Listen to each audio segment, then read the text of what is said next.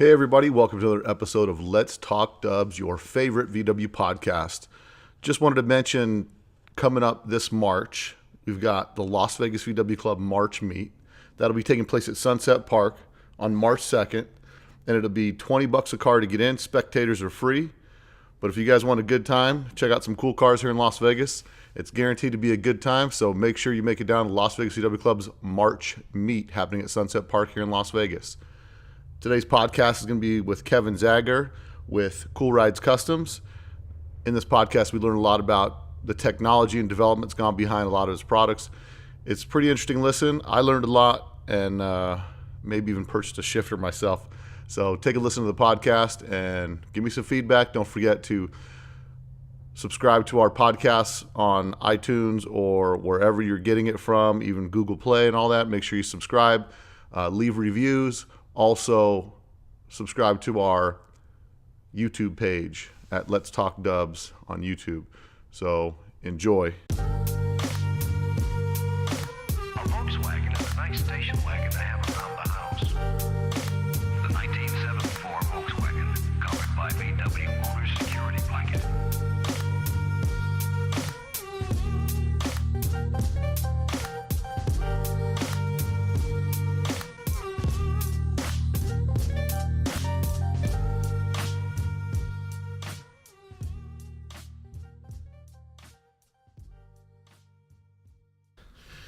Hey everybody, welcome to today's episode of Let's Talk Dubs. Today my guest is Kevin Zagar with Cool Rides Customs out of San Diego, California. That's right. And we've got him here in the studio today. He happened to be here in Las Vegas. And so I snagged him for impromptu in-studio / garage podcast. So Kevin, welcome to the show. Thank you. Hey, so I typically start this out with kind of getting your history as to how you kind of got into, how you ended up getting into Volkswagens. Okay. How'd you get into Volkswagens? Well, it's kind of a funny story. Talking to you earlier, telling you about the 65 volts 442. I wasn't a Volkswagen guy. I drove by. A few of my friends had them. One of my buddies had a 59 Vert that we used to take up to the midnight drags, and he'd smoke anything from the quarter mile. It was great. Potter engine in the thing, good stuff. But another friend of mine had a 61 Bug hardtop, and I'd go up there with those guys. But hey, V8 power, a lot better than the 4-cylinder. You think? Yeah, well, I thought, I was converted afterwards, and we used to go up there and run all the time, good times. But a good friend of mine in high school blew his motor up on his Calbug, 71 Super Beetle hardtop. Yeah. Rivieras, fun little car, but blew his motor up and didn't have anybody to help him. Since I had built motors, he asked me if I could help him out with it, and I reluctantly said, sure, what the hell? And pulling that motor out was a lot easier than doing a cherry picker with a big V8. Third of the weight and way easier, a lot more parts, inexpensive. We built a 1776 was the motor, and it was just so much more fun to build than those big V8s. And we built it up. And the car sat in the garage, and he disappeared right before we finished it. Didn't see him for a few months, and he hit me up. Probably about 3 or 4 months later. He goes, "Hey, I need your address." He called me up on the phone just out of the blue. I'm like, "What do you need my address for? Come get your damn car. I want it out of my garage. It's taking up garage space, right?" And long story short, he goes, "No, I don't have time to talk. Just give me your address." I give him the address, and the pink slip shows up with a note. It's yours. I joined the Army or Navy or something like that, and I'm out on Westpac, and it's yours. That car sat there for another 6 months. Wow. I had no interest of driving the thing. Yeah. Tan, Super Beetle, friggin' hardtop, just no way. And my younger brother, Joseph, was watching a Snoopy cartoon where he goes over to France or something like that. Yeah. And Snoopy was driving or running around with a Citroen 2CV. I later found out what it was. And had this long roof in it, long rag top. And I went, man, that thing's kind of cool. And I sketched out a picture of this Beetle. And that actually looks kind of cool. So I went out in the garage, took a razor blade, cut the back window out, ripped the headliner out of the thing, and then used a hammer and a screwdriver. And I used just punching dents from the inside so I could see where the inside framework was. And got the jigsaw out and cut the roof out. And I went, that thing looks kind of cool.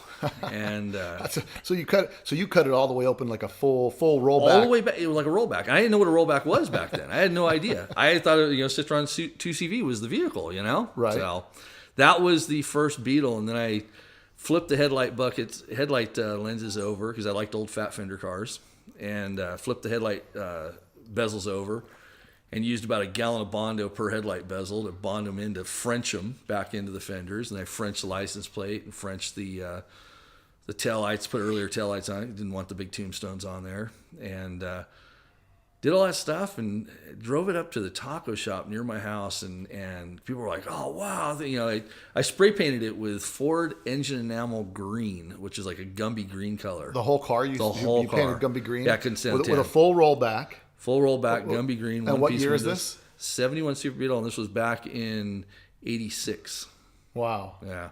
That's nuts. Even put grease on the Riviera wheels on the aluminum parts that I didn't want the paint to stick to, and painted those to match the car. So you painted the highlights on the Riviera green? The areas Gumby around green? the highlights, Gumby green. Yeah. That's awesome. Yeah, it was a kind of cool car. So. Wow. So that's 1986. So Gumby green's probably a pretty hip color. That was Rivieras were pretty cool wheels. So, Yep. Yeah, you kind of got right into it there. So you get your first Volkswagen, and then give me the evolution as to kind of how you go from Super Beetle, and then you evolve into. So what's your next kind of? So the Super Beetle, I had it around for a while, and somebody stole it out of the driveway, and I was kind of bummed about it, but at the same time I was like, well, that's gone, but I still dig the Beetle. So the next vehicle I bought was a 1960 Beetle, because all my friends, all glass taillights. You didn't get anything newer than glass taillights. Right. If you didn't have 61 earlier, didn't have glass taillights, wasn't cool. So. Right.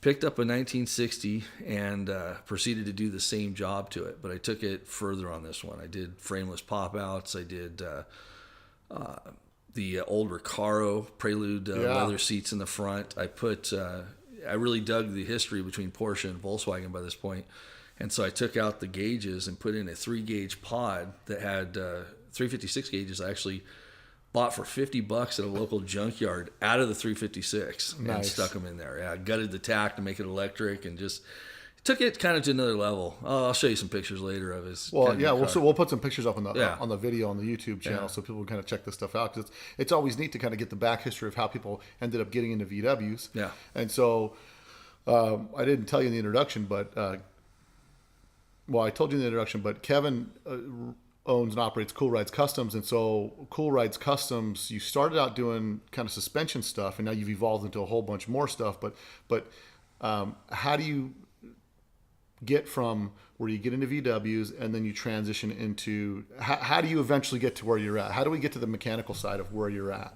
Well, it started out with the cars. Always been mechanically inclined. I mean, I was 6 years old when I snuck a pair of vice grips out from the kitchen, went out, hid behind a tree in the front yard, and took my training wheels off my bike. Oh, wow. So it's always been a mechanically inclined thing for me, and so I did that. And as I did the second Beetle, I'd always been customizing cars. I can't leave anything stock. I always wanted to put my own twist on it. And I know the feeling.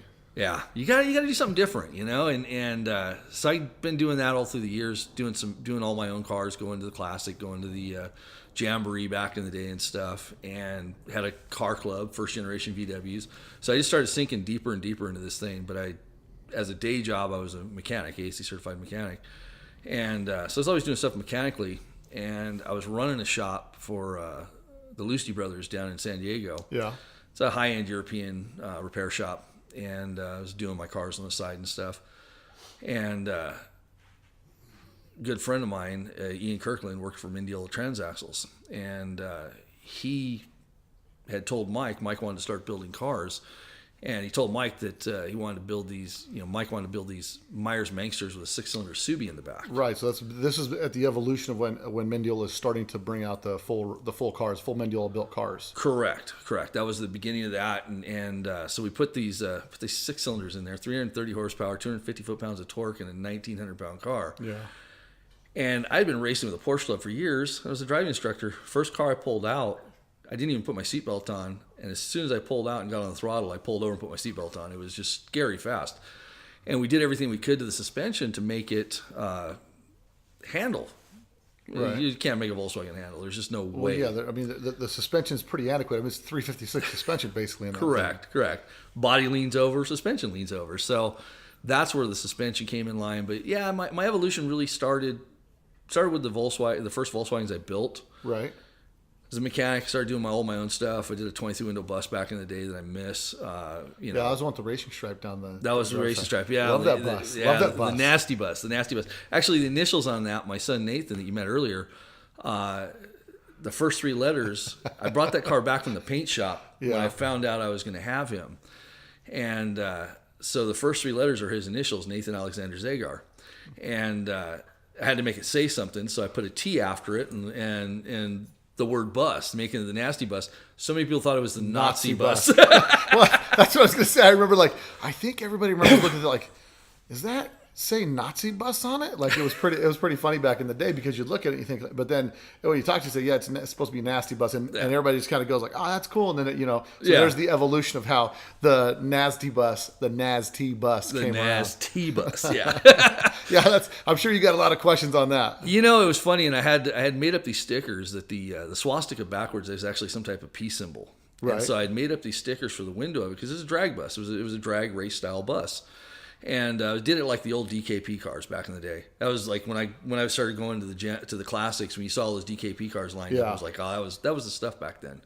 So I'd done Honda and Toyota and Chevrolet and Ford and everything. I'd put all of them on there with a backward swastika crossing them out, kind of like on the old bombers, how they had the kills on the side of it. Yeah. And when Hot VW shot that car, they didn't want any part of that.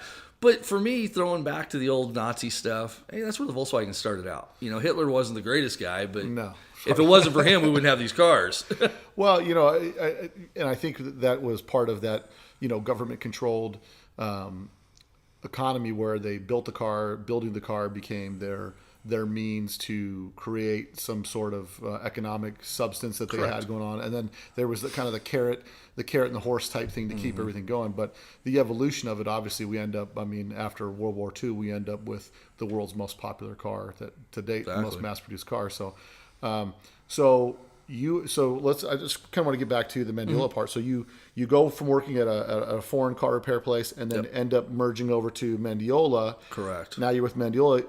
Did you help develop and design the suspension stuff on there? Or? Yeah. So basically, I left the old job after 13 years and taking a chance at doing this car thing and went over there and we drove the car and it was kind of scary to say the least. And I came back, told Mike it's a death trap. We got to do something with this thing. And so we did everything we could trying to get the suspension to handle better, and it just wouldn't. So between myself, Mike Allison, and we had a couple of race car chassis engineers that got involved in it. And, That's always helpful. Oh yeah. They more stood back and told us what was right, what was wrong. They kind of consulted on the thing. But They stand behind you and go, you're doing it wrong. Yeah. You're doing it wrong. Pretty much, yeah. You screwed up. Can't tell you how to do it, but you screwed up. So, but luckily we came out pretty good right off the bat. There was a couple little changes afterwards, but for the most part, we took all the Volkswagen out of the Volkswagen. I mean, this car, diving into a corner, and being able to pull over a G and lateral G-force just doesn't happen in a Volkswagen, and having the ride quality of a new car, it's there's amazing. There's for sure some limitations in respect to the Beetle chassis. Correct. So then Mendiola was doing the Mendiola suspensions. Correct. Now you're completely separate from Mendiola now.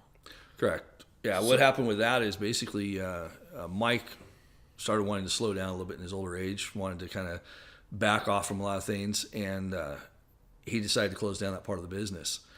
And I had the opportunity to purchase it from him, the rights to the Mendiola suspension, and kind of take off. And the economy had hurt him pretty bad, so he was pretty tight. What year is this? Is this 2010? It's 2012. 2012, when he so decided. like bottom. Yeah, he was like, "Hey, we're gonna cut this out." And I mean, the man he had two 25,000 square foot facilities back to back, one building cars, one building transmissions, and 30 plus employees, and it just all went downhill for him. You know? When you get stretched out there, I saw it at the sand dunes. When I started going to the sand dunes in like 2010.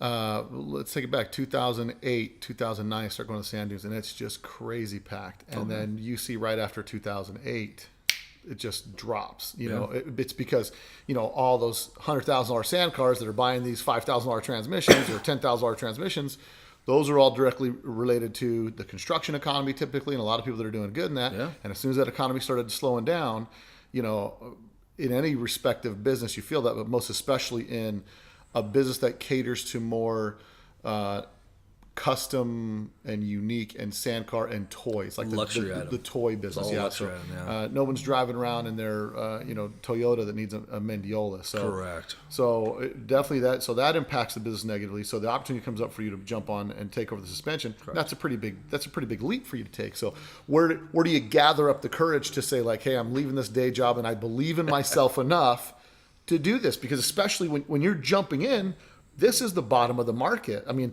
you're out there selling a $6,000 suspension kit at the time, and it's the bottom of the market. Well, one thing that, first and foremost, I got to give my wife a lot of credit for that. I've always been, I grew up poor, single mom, sometimes we have food on the table and, moving all the time. So it's always been scary for me. I've always been really careful with money. And, my wife encouraged me first to make the jump to go down there, build cars with them, to go after a dream. Right. And then also encouraged me to do this. Now, I mean, when I first went down there with them, we had just had my first son, my 13-year-old.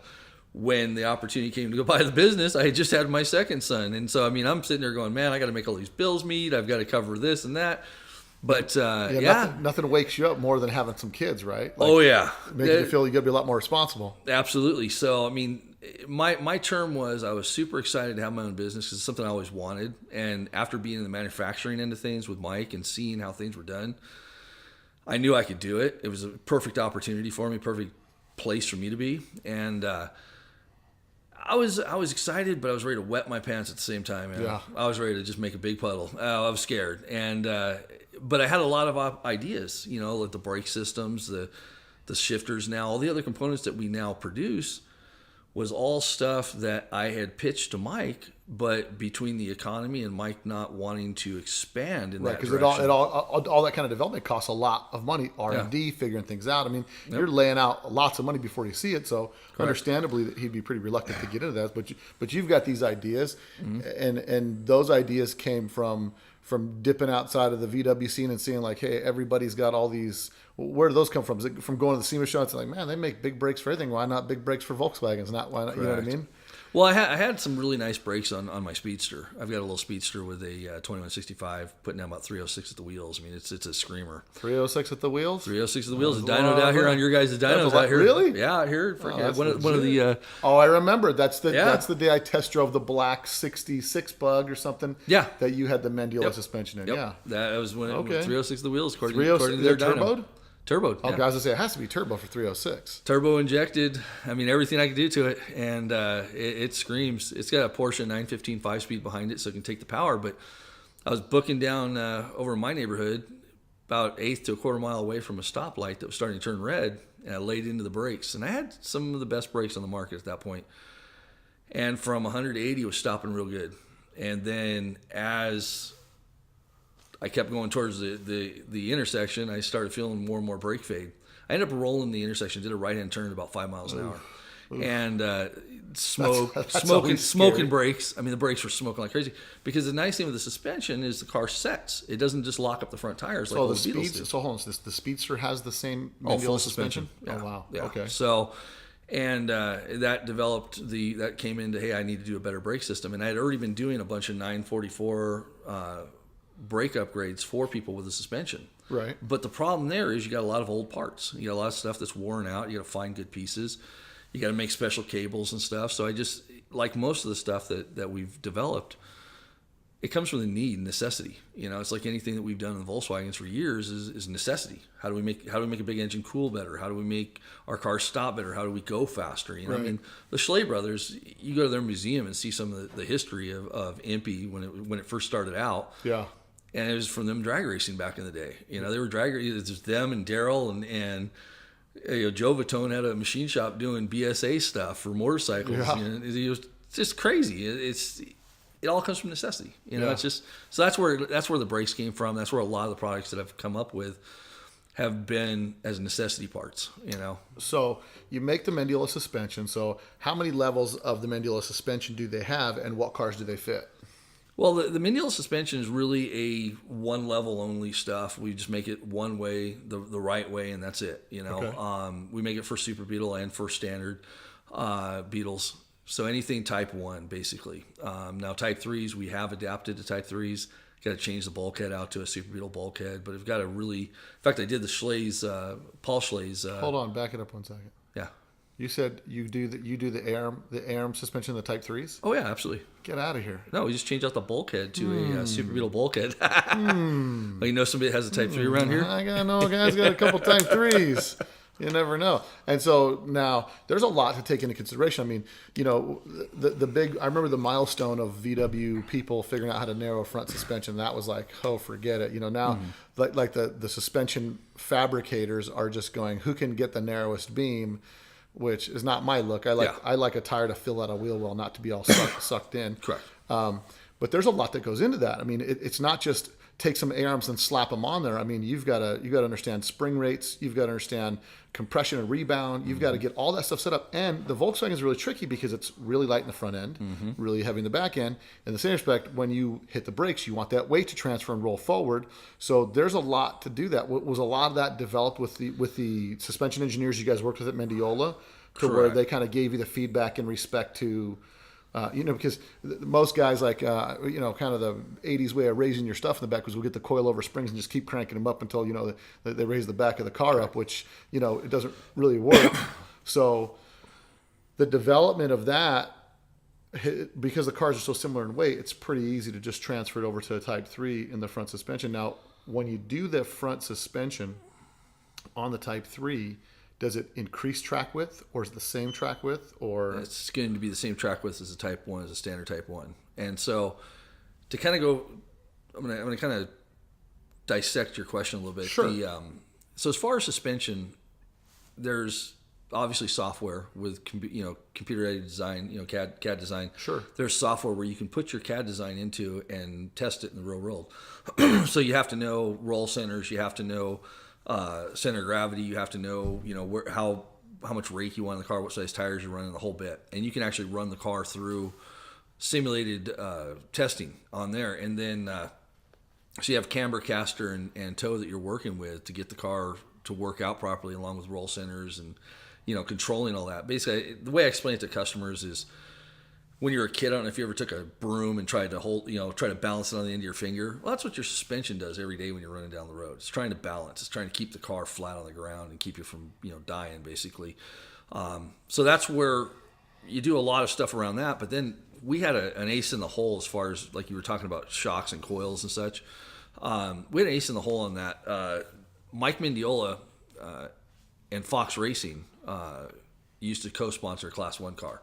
John Marking's probably one of the best shock engineers in the world as far as suspension engineering. Oh, really? Yeah. So John Marking actually helped out a lot with getting these things valved up properly and getting them to where we have, progressive dive. We have, because it was the thing with Volkswagens with suspension. You want the front end to plant. You want that dive in the front end, so you get the tires on the ground. Sure, exactly. Sure. That's the hardest thing. I remember the first time I put disc brakes, I'm like, this car's going to be awesome. I go fly on the road, I slam on the brakes, the front wheel's just locked up. Exactly.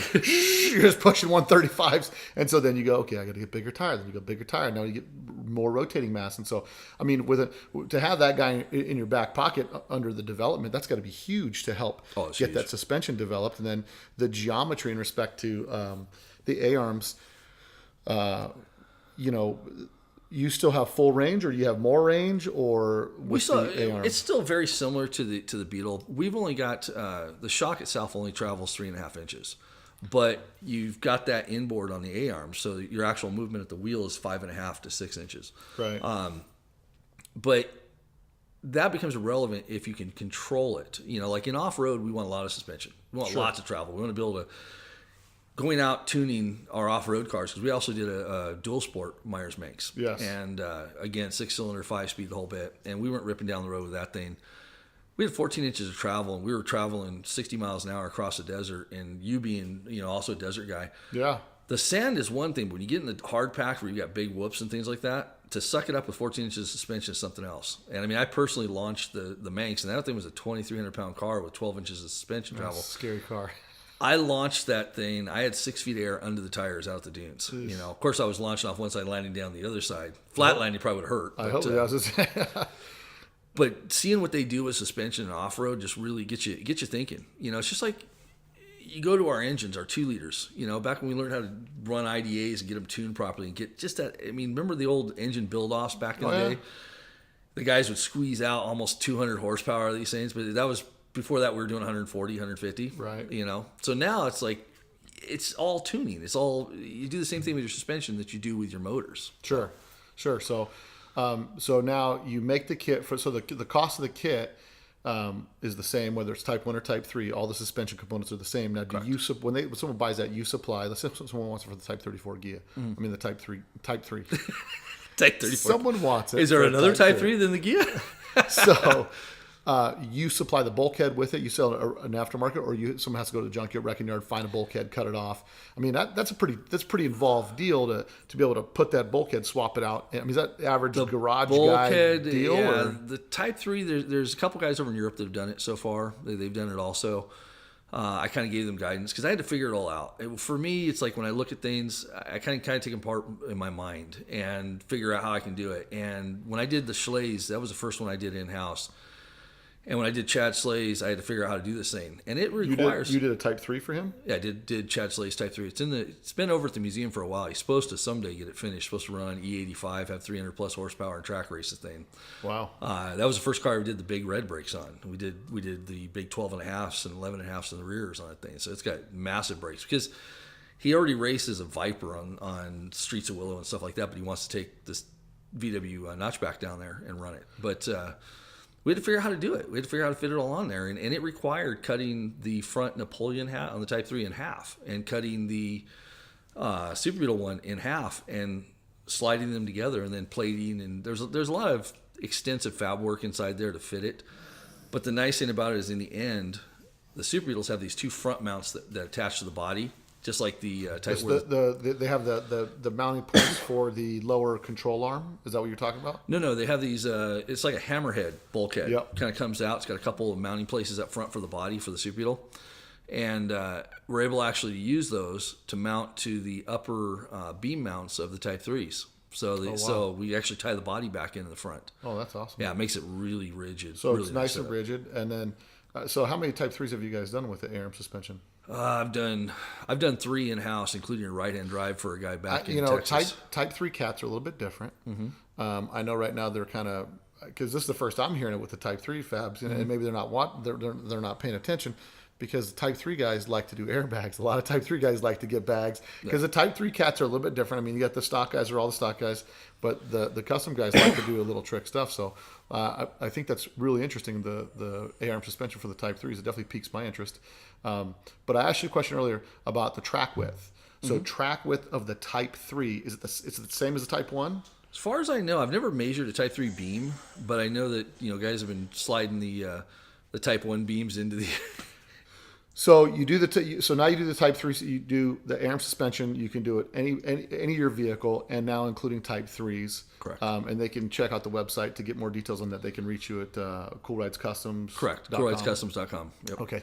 And so besides the suspension, you've come out with something recently a little bit that's kind of hit the market pretty new for buses. And tell me about that.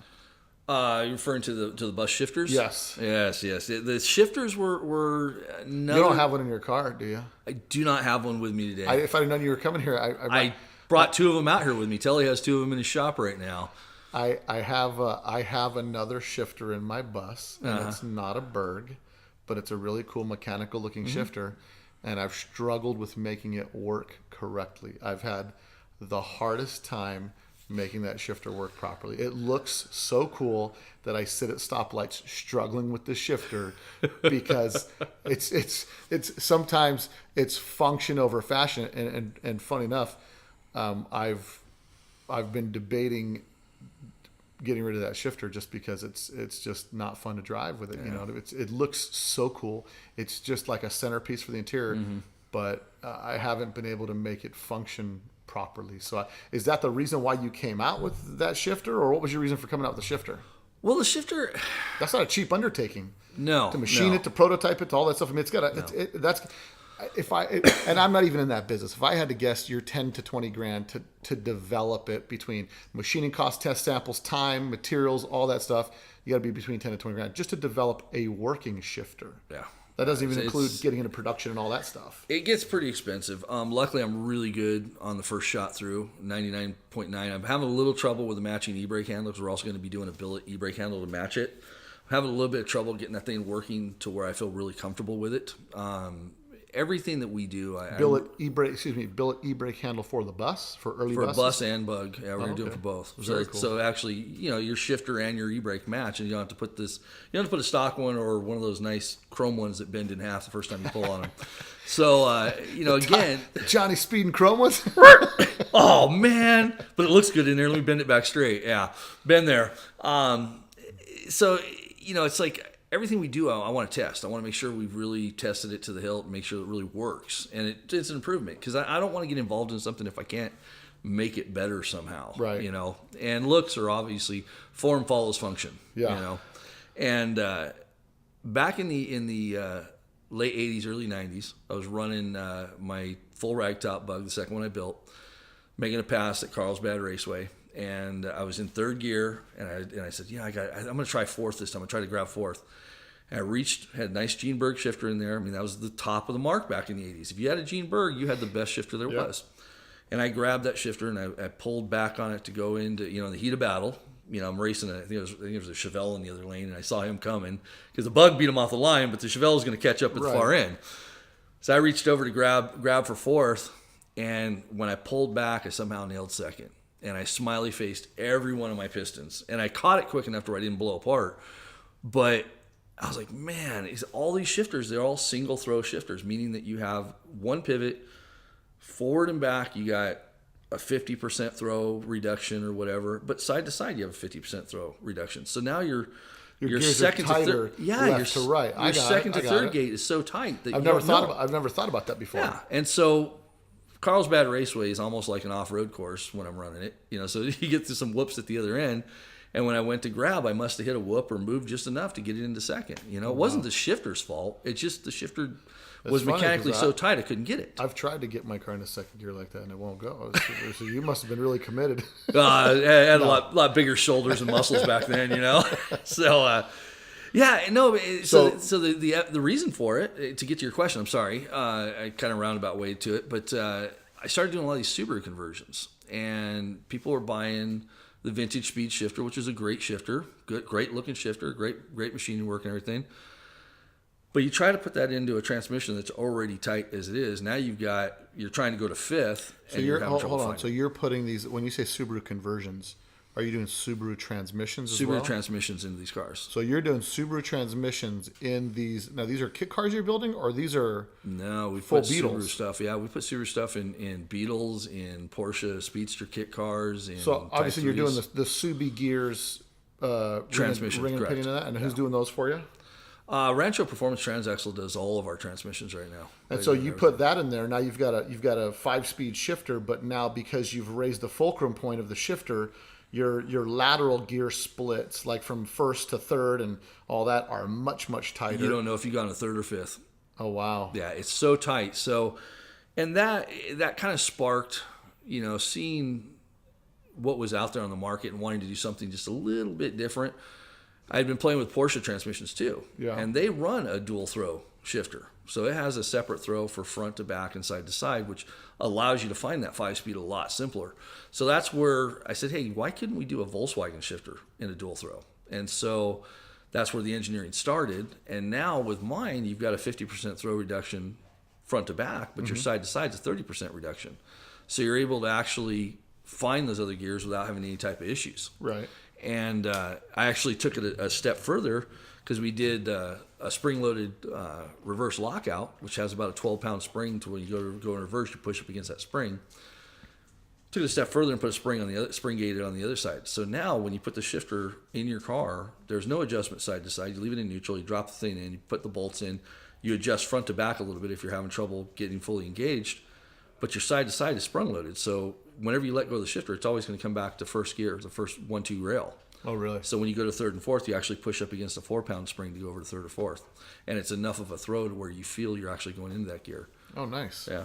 Oh, well, maybe the carbon cab might have to get a new shifter. Because I'm telling you right now, there's nothing worse than looking cool as can be in that carbon cab and then going to, like, and then you're looking at the shift like this piece of art doesn't work. You know what I mean? Like it's pretty frustrating. I can tell you Grandma that. in the 1972 Cadillac just outran you from stoplight to stoplight. Yeah, but I mean, it's like, it's interesting because you see products that look so good. My split window that's been under construction for quite a bit of time, which I actually coincidentally I'm running a Mendiola suspension on that. That split window, the design started with the shifter. I saw the shifter and I thought it's an open gated shifter. It looks super cool, real mechanical, and that's the vibe I want for my split window when it's coming out. Little tidbit I'm leaving out to the crew out there in podcast land, but. It's kind of frustrating when something looks so good but doesn't work Correct.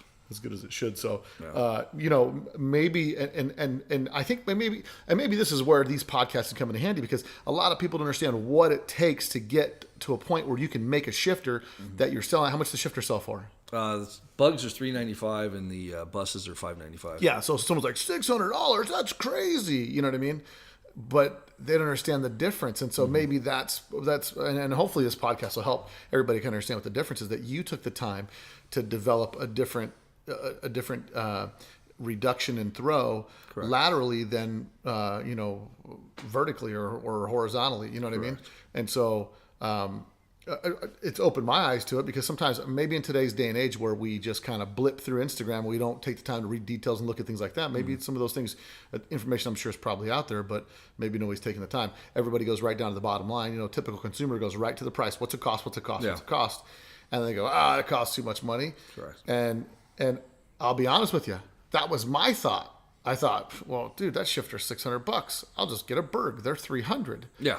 But now that you're telling me the development and engineering and all the stuff that goes into that, because even myself, me being a VW guy, I thought, oh man, maybe I'll get one of those shifters. And I thought, $600, man. And then not understanding the development and time that's gone into that shifter, it's kind of opened my eyes to where I'm like, hey, I'm willing to pay the $600 for a shifter. Yeah. I mean, you know what I'm saying? But I think that's a big key component because that's what happens when you go on the Samba or you go on some place and you're on Instagram and you got 3 seconds to get your point across and get people to understand what you're doing. And then everybody wants to fire back with a bunch of nonsense or a bunch of like, oh, who do you think you are? You think just because it says cool rides, it's worth that much. And I'm being real about it. But I mean, that's maybe some of the reasons why that happened. So hopefully from this podcast, people understand the development and engineering that's gone into that because we got the time to talk about it and kind of just sit down and when you go to a show, you don't have time to sit down and have this conversation with everybody because you're moving parts and displaying stuff and talking to people and all that kind of stuff. So hopefully this podcast will come in handy for some stuff like that because I can tell you right now, it's opened my eyes and I'll probably be ordering a shifter. Well, I'll tell you what, I mean, Shannon from Couch Custom out here bought one of my shifters and he actually, without I didn't ask him or anything, I just suddenly saw a link to a video that he posted up. Loves the way it shifts. And as I developed this thing, down in San Diego, Dave Cormack, who used to write for VW Trends, used to live down there. Him and I used to poke at each other as hard as we could all the time. We had a love-hate relationship. We loved to hate each other a lot, but we became really good friends from it. And when I developed the shifter, knowing his history with Volkswagen, because he's been in it since before any of us. I know he's been in there. I mean, he was back when you could find a 50 split window on the newspaper, And I sent him one of my shifters. I said, hey, I want you to try it out, see what you think, and I want you, knowing that he'd give me an honest opinion one way or the other way. And he's got a 56, real beautiful 56. They built it as a VW Trends car way back in the day. Yeah. And it had a Gene Berg Signature Series shifter in it. And he went ahead and he put my shifter in there. And he drove it. And his one and only thing that he said is that a couple times coming back across, because you're used to moving that shifter manually, he caught reverse. He'd pull it over and hit, instead of going into second, he pulled it against it. Because you're used to pop the neutral. Correct. Position. So he's pulling over, not just realizing he just let go of it. He goes, I did that twice, but once I figured out I didn't have to pull it, that it would just automatically go over to second. I could just pop it into it. He goes, I love it. He goes, I'm not putting the Berg back in. And he kept the Berg out. And that, to me, it gives me chills because I grew up around those guys being the benchmark, and now not to be, very humbly, I say this, but now I'm starting to be recognized as one of the benchmarks, and it feels great. And it just it inspires me to work even harder to build even better things and to really give this market things that they don't have yet. I'm not in it for the money. Absolutely. I'm never going to be rich. Listen, nobody gets into VWs for the money. That's for No. sure. And anybody that's saying like, oh, those VW shops, those guys are making a mint of money. I have yet to meet someone that is in the VW business that's filthy rich. That, you know what I mean? It just doesn't get you there. You know what I mean? So it's a passion. Yeah, that's it. That's what fuels everything that we do is our passion for. We get these old little econo box vehicles, and then we try to make them performance cars. Yeah. We're like we're like, I think VW people are kind of like the most, especially the custom and hot rod VW guys are kind of the most backward guys. But I don't want to say backward, but what I mean is like we take the most oxymoronic vehicle that should be seen as a performance, and we look at it, and we, like, for me, nothing is better looking than like a 67 Cal look, like sitting with the right stance, BRMs or 5 spokes, or any kind of classic Cal look wheel, like just sitting there, and it just looks like it's got some big meats in the back, and it's sitting just stanced enough where it just looks like for us, I think for us VW people, we see that and we think like, oh, like Chevy guys, when they see a Chevelle, like that's what we see. We see a nice cow look bug. Yeah. But it's awesome because of that desire to take these cars that are 45 to 50 horsepower, and then to bring these things in the world where we're pushing out, some of these cars, these world record drag cars are pushing 1,000 horsepower, stuff like that, and you're talking, that's big time stuff out of a VW originated design. Absolutely. But so you got the shifters that you've got out now, which after this discussion, honestly, I'm thinking, and no disrespect to a Berg shifter at all. No, the Berg shifter is a great solid shifter, and it does exactly what it's designed to do, shorten the shift throw.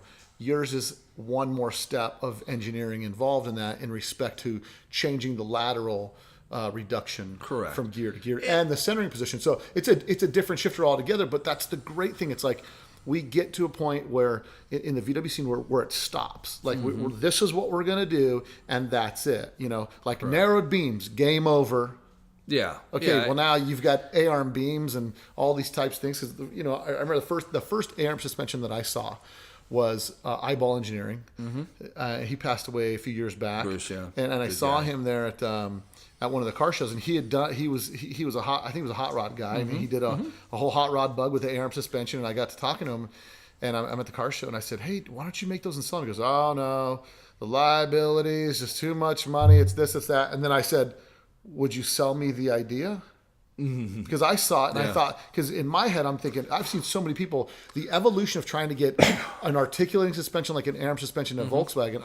I've seen buses with 356 and 914 lower swing arms welded to the bottom and a strut mount pushed up through the seat. I mean, I've seen all kinds of iterations of it, and the evolution that I've seen in the Mendiola setup, I really like it. Okay, so we're back. We heard that was a little bit of Bella barking in the background, so we had to go tame the beast. We're here in the studio, aka the shop, the garage mahal. So sometimes we get a little bit of that sound, but we keep it real here on the Let's Talk Dub podcast. Absolutely. So we talked about the shop. We talked about how you got into it. We talked about what's coming up in the future, and your focus is going to be primarily going into trying to make some stuff that people can buy, that they can put on their car, kind of bolt-on stuff that's cool looking, gives us some personality, some things like that. You're doing some theme builds. Yep. You got so what's the next show? Because obviously this whole thing with the classic and all that stuff is kind of big news. I mean, it kind of, the dismantling of the Southern California Classic Weekend. This is my 2 cents on it. It's been a bummer. I know a lot of people are big pro Prado guys, but it's tough to go out there with a full display and set it up in the grass and the dirt and stuff like that. It's a whole thing, and there was something to be said for the big rollouts and the debuts and the car shows and kind of bring stuff out. So when will you debut your next build? Going. I'm going to step back just to the other question real quickly. I'm going to build more stuff. I'm going to continue to build the cars. I'm going to break it down in the car builds. Instead of doing every car, I'm going to focus on 2 or 3 a year, and that's it. Because right now I've got like 14 projects. I just don't need that many projects. It's so much headache to try to manage all those projects. And dealing with paint and body is always a nightmare. And no offense, people like Buddy Hell, they're great painters. But I've got painters that have drugged me out for over a year on a paint job. And I've taken them a completely stripped carcass that's sandblasted, major metal work done, the whole bit. It's a tough go. I wake up in the middle of the night thinking about this stuff, man. I don't like to stress out. I want to spend time with my family. It's like you got to manage. I think the hardest part of managing a business is managing life, But so we're going to break it down to a few builds a year. We'll still have the guys doing the chassis builds for people because people just feel more comfortable a lot of times sending their cars to us to do the chassis, and we can knock those out in 6-8 weeks. That's done. But in the meantime, we get to do a lot of these things to develop more products like the UTF, the end of the fender oil cooler. Things like that allows us. What's the UTF? The UTF is the end of the fender oil cooler. And basically what it does is it mounts on Type 1 Beetles. We've got one coming out for a Gia. We're going to be doing one for a bus. It mounts to the bumper bracket bolts on the inside of the left rear fender. Puts the oil cooler right up next to the taillight, up inside there with a fan, the whole bit. Really? First thing everybody says, aren't the rocks going to hit it? And aren't you're going to destroy it right there? Well, how many times have you seen dents in the back of your fender right there? Right. There's none. Where it's at doesn't get hit. But it allows you to run like our Kafer bar kit, the Stiffy, and other parts like that, and you get your oil cooler out from underneath the parcel tray where we were putting them forever. And now we can put it out in the fender, and it actually cools a lot better. I mean, you run the hell out. Oh, yeah. So have you done tests? Have you done oil temperature tests with and without it? And what kind of difference did you get in temperature-wise? We were watching the gauges on this stuff. When you're underneath the car, when you come off the freeway, when you're under the parcel tray where we've been mounting it for years with a fan on it, when you come off the freeway, it varies depending on outside temperature and ground temperature, if it's a sunny day or you're on the asphalt or whatever. But we dropped over 20 degrees by coming out from underneath the bottom of the parcel tray and putting it in the fender. Wow. Plus, we're not seeing 20 degrees is a lot. Well, on top of that, you got to think about when your oil cooler's underneath there. The air, it's recirculating the same air. It's creating a vacuum. It usually creates a vacuum underneath there above the transmission. And when you slow down, it just sits there and recirculates the same hot air through it. So it sits above a hot transmission. Correct. So when you're in the back of the fender, the air is pushing up. The tires develop air pressure. Little known fact. They're actually big fans. Bunch of air pressure gets inside the fender well. So we're utilizing that air pressure to push through the oil cooler, and then we leave enough of a gap behind it for it to exit out underneath the fender. So we're not recirculating that air as we're moving down the freeway and such. And so it leads also to the fan not coming on, having to do as many duty cycles. Usually when you come off the freeway, you'll hear the fan come on once or twice, but for the most part, it's not running continuously, which takes a lot less lag on the battery, on the charging system, and on all the components. So what kind of cooler are you using? Is it we're just using a 72 pass Mesa cooler. So 72 pass Mesa cooler, but it's a turnkey kit. Someone picks up the phone, calls Mendiola, they can get it, or if they go on the internet, Cool Rides. They go, Not Mendiola. They go to Cool Rides. So someone Cool Rides Custom goes on the internet, goes to coolridescustoms.com. They want to buy an under the fender kit. What are they paying for an under the fender kit? The whole kit's $300-$295. That's with cooler, fan switch, AN fittings, the whole bit. That's turnkey. And if somebody wants to put that on their car, they've got to have it full flowed. It should already be full flowed. If it's full flowed, it's a couple hour bolt in and you're done. Correct. And now you got, and it comes with mounting brackets and everything. It's the mounting bracket, the cooler, everything's ready to bolt up underneath the fender for both early and late model. You just shorten up your hoses, your oil hoses, and we give you the bar fittings in case you want to run the old school hoses or whatever. But now your hoses, instead of having to make this route underneath the car, are just going right there to the fender. Shortens them up, makes it travel a lot less, keeps your oil pressure up a little bit higher. There's awesome. A lot of benefits to it. And we did it because once we started doing the Stiffy kit, we lost that room under the parcel tray. Sure. So again, during a build, we come up with something new. The Speedwell Oval was actually the first one to ever get that. And you asked me if I ever drove that thing. I actually ran tight side by side with an M5 coming from East 8 down to San Diego, East 8, climbing up the hill, up from Mission Valley, climbing up the hill, heading on to southbound 805. Really? And I saw him coming up. I was out test driving this thing, working some of the bugs out on the thing. So this is the Speedwell Oval. Speedwell Oval. And it's got, what's it got for gearbox? It's got a Mendiola 5-speed in there. Okay. 220 horsepower at the wheels on 8 pounds of boost. And turbo. Under Declan turbo setup. Turbo, yep. Yeah, Chico over at CPR put the engine together. Real conservative builder. Great engine, real reliable. Good engine. Big good torque power. monster. Yep. And Tim had used him in the past. That's how we found him in the first place. And so we ended up going with him. And so I'm driving up. I'm coming up the on-ramp, coming on to the 805 South. And it's a climb. If you've ever been down in Mission Valley, Yeah. you know you're climbing out of the valley. It's a long, slow grade. And I see this M5 making some moves coming up behind me. And I'm like, Yeah. hey, this is going to be fun. So as he gets up to me, I dropped from fifth down to third and nailed it, stood on it. And he was just about next to me, and we went ripping up the hill. Right. And I stuck with him all the way to the top of the hill. We were doing about $110 by the time we topped the hill, and we were going through gears. And when I finally got out of it, he slowed down because he had noticed me. He slowed down and looks over. So we did about $110. And when I finally got out of it, slowed down because I figured, hey, I'm driving a pretty expensive vehicle here, and I don't want to freaking mow anybody down. Right. And I got out of it. Yeah. Well, the guy in the M5 slowed down, gave me a big old thumbs up. He was impressed that bug stuck with him all the way up the hill. Oh, that's awesome. Yeah, and that's saying something. I mean, that was scooting along. So. Now, does the guy who owned that car, does he drive it now? He drove the piss out of it. He scared the hell out of me driving into his driveway up there. He lived up in Coto de Caza when he owned the car, and he came down the street doing about 10 to 15 miles per hour, and he didn't slow down much. He turned right into his driveway. He had a pretty angled driveway. I thought for sure the apron was going to be gone. He just dove right into it. And he used to put the guys up there in Coto de Caza, it's not uncommon when you live in that area to hear Lamborghinis and Ferraris and stuff run through there. Well, they've got, I don't know exactly where it's at, but there's a back road that they take to go up to some supermarket up the top of the hill. Kind of like going out to Julian or something like that where you're running through the curves. Yeah. And he'd run it up there every other weekend or so. And the guys, when they got up there, what the hell's in this thing? You know, they were driving Porsches or Lambos or whatever. They're like, what the hell's in this bug? You know, it's sticking with us. It's holding the corners, and it's fast, you know? Nice.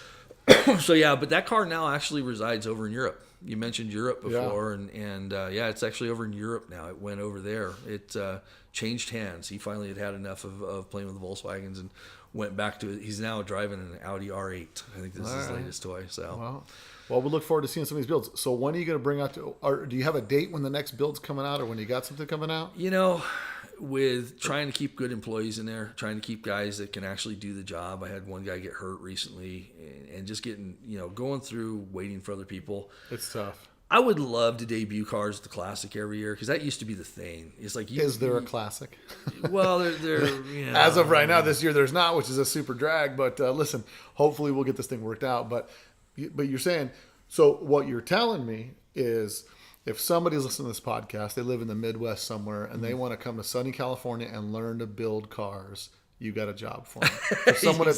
For someone that can show up to work, that's got good work ethic, that can be there. Yeah. I mean, this is a common thread that I'm seeing with a lot of the younger generation. A lot of these guys aren't getting their hands dirty working on cars, and so that leaves great need in shops like yours for a guy who can get his hands dirty and start being part of building some of these creations that go down in history. I mean, caring.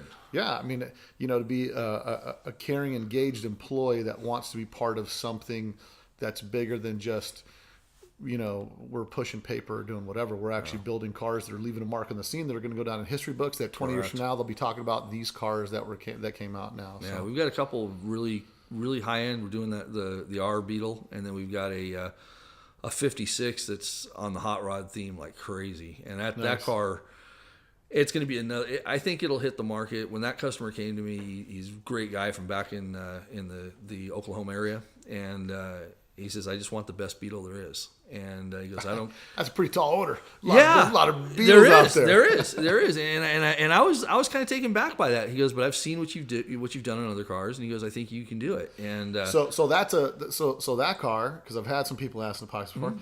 So someone wants the best Beetle there is. That's a six-figure. That's going to be a six-figure car. Yeah, there's no question about it. I mean, you're not getting out of here under six figures. I mean, you got to pull out all the stops, and you got to think way out of the box. And I listened to the podcast with Buddy Hell, and I look at it a lot the same way he does, but I really try to bring in something that the customer's thinking about. You know, I always try to you'd be amazed how much you can learn from a customer and their ideas and stuff, and using those ideas to inspire what you're going to come out with. And it's really incredible. I mean, some of the stuff it's just kind of gone. Like the Mexican Beetle was originally supposed to be an outlaw style 356 thing. Right. And that's where we were originally going to go with it. But then I kind of nudged him the other direction, and it seems to have worked out, So Well, that's cool. I'm looking forward to seeing some of these cars come out. And if people want to check you out, they can go to coolridescustoms.com. Yep. And then you're on Instagram as It's Kevin Zagar, I think it was Kevin Zagar or something like that on Instagram. I had Cool Rides on there. I don't know if it's still there or not. It might be Kevin Cool Rides Zagar. all right. So you've been spending most of your time less marketing and doing more hands-on work at the shop, keeping things going. Yeah. And then you're on Facebook. Facebook is Kevin Zagar. And they took Cool Rides out of that. Someone got upset at me and said that I was marketing as a business. But I also have CoolRidesCustoms.com on Facebook too. Okay, so coolridescustoms.com. And that's where we can see pictures of all these cars that you're talking about and you're working on. Correct. And those types of things as well as on your website. So yeah, the website's got a gallery section past custom builds and such like that. So somebody's listening to this podcast, they're in the Midwest, they're like, I'm shipping Kevin a chassis. I want him to do my chassis for my 62. They ship it to you. What can they expect to pay for something like that? Bring it in, your standard kit, no frills. They're just getting the kit brought back. They ship you the pan, you send it back. What's the bill to them going to be? So basically, like if they send us a basic Beetle, not something show quality. Mm-hmm. If it's show quality, I charge more because it takes a lot more time to take it apart. We're trying to preserve what's there. But if they send me a basic driving Beetle and they want me to do a chassis, do the chassis with the brakes and stuff, usually starts out about 11.5, takes about 6 to 8 weeks to do. Okay. And that's doing the chassis and sandblasting and powder coating the pan and stuff. But then it goes up from there, depending on how much they want to do, how nice they want to make it. Do they want to do a power change? It's the average. The average ticket usually runs around 15 to 16 to do the chassis with brakes and turning it back into a running driving car. But it's coming back a chassis ready to put transmission and motor in it, body on it, and so if someone's at home and they're going to do their own restoration, they've got body work situated, they want to get the pan done, they send you the pan, you build it for a driver, somebody's doing a driver, they're getting the paint body work, they want to come back, you put the tranny in, put the motor in it, the pan's done, rotor to rotor, all four corners, suspension. So that's done. So they get that car. Do they got to do any tuning or any of that kind of stuff? Or is it preset for some things they can do? And then if someone buys your suspension, do they get some instructions as how to, like if you like a little more this or a little more that, you can do these tweaks? Well, how does that work? Again, when we designed this stuff, one of the main concerns in the design for the kits was to make it to where no matter where we sent in the reel, no matter what language they spoke, it was self-explanatory or pretty close to being self-explanatory. Yeah. So as we did that, we had to keep in mind that we had to make it to where the worst chicken turd welder in the world could put one of these front ends on and make it simple enough to install. So all of that was kind of figured out there. The instructions are real basic. The average guy can put it in his first time ever doing this. The pan's sitting there in 4 hours. Do the front and rear suspension. Oh, really? Yeah. It's front and rear suspension, 4 hours. Yeah. It's really not that hard to do. It's all self-locating. There's a couple, after you get the bulkhead on, you do a couple diagonal and straight back measurements to make sure it's parallel with the rear torsion, and you start tacking it in place. It's really simple. Yeah, we had to do it simple. I mean, you got to remember we're talking to people in French and Malaysia, all that stuff. Malaysia, yeah. Right now, this podcast is being heard in France, Malaysia, Japan. It's being downloaded in Australia. It's being downloaded in South Africa. Yeah. And this is just, we've only been out a couple of weeks. So this podcast, I'm sure, will continue to play over and over again as people download it. So all over the world. So that's awesome, man. So the kit's pretty simple to put on yourself. A do-it-yourselfer can for sure put this kit on. Correct. So you can order a kit. So someone's a little handy with a welder. They can do some stuff. What's it costing them? They want a kit shipped to their house. What's it run a typical kit? Front and rear suspension. Front's $32.95 spindle to spindle. The rear is $23.95. So figure $58.90. I think it is. $6,000. Yeah. $6,000. Does that come with brakes? That's without brakes. That's without brakes. Yeah, brakes are additional. And then the standard spindle setup and whatnot takes what type of brakes? What type of brakes? The standard spindle without any modifications is a Gia caliper, Gia disc brakes. Okay. So it's a direct bolt in. If you let us know at the time of purchase, if you're going to use Willwood's, you're going to use our brakes, somebody else's brakes, we'll add those tabs on there for those brakes. Just making it simple again for their end to be able to bolt everything up. So nice. Well, that's great, man. I appreciate you coming into the studio / garage mahal today. I'm glad that you were here in town. I'm glad I got to learn a lot about the shifter and some other things like that. So I look forward to, and you guys will see on the podcast, I might end up with one of these shifters. So we'll put a little video of me getting the shifter installed in the carbon cab and give you guys a firsthand real world comparison from one shifter to another. So, hey, I appreciate you for coming in. Thanks for coming. Thank you. And remember, guys, go like and subscribe on our Facebook and our YouTube page. Also, subscribe to our podcast and leave us a review. And again, want to thank Kevin for coming in. It's Cool Rides Customs, and let's talk dubs. We'll see you guys later.